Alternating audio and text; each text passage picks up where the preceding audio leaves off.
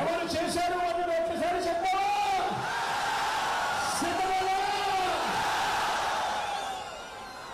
సన్నిధితో మీ బిడ్డ ప్రమాణ స్వీకారం చేసేది, ఆ తర్వాత పౌరమా కొనసాగించేది విశాఖపట్నం నుంచి. విశాఖగా పిల్లాడికి ఇచ్చే టెక్స్ట్ బుక్లలో బైలింగ్వల్ టెక్స్ట్ బుక్స్ అంటే ఒక పేజీ తెలుగు, ఒక పేజీలో ఇంగ్లీషు. అటు మోడీ గారు ఇదే చంద్రబాబు గురించి గత ఎన్నికల ముందు ఏమన్నారో ఒక్కసారి గుర్తుకు తెచ్చుకోండి. మనందరినీ కూడా కోరుతా ఉన్నా. పోలవరాన్ని తన ఏటీఎంగా మార్చుకున్న చంద్రబాబు గురించి అడుగుతా ఉన్నా. రాజకీయాలు అనేది ఏ స్థాయికి దిగజారిపోయాయో ఒక్కసారి గమనించమని అడుగుతా ఉన్నా. అంటే వారితో ఉంటే స్టీల్ ప్లాంట్ అమ్మకం ఆపేనా?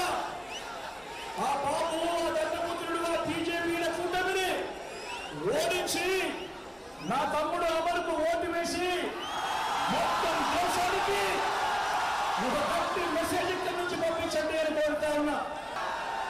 ఇది మీరంతా కూడా చూడాలక్క.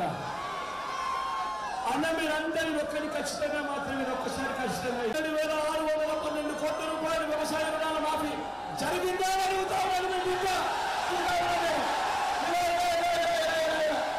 అంటే 60 నెలలు ఇంటూ నెలకు 2,000 అంటే 1,20,000 రూపాయలు.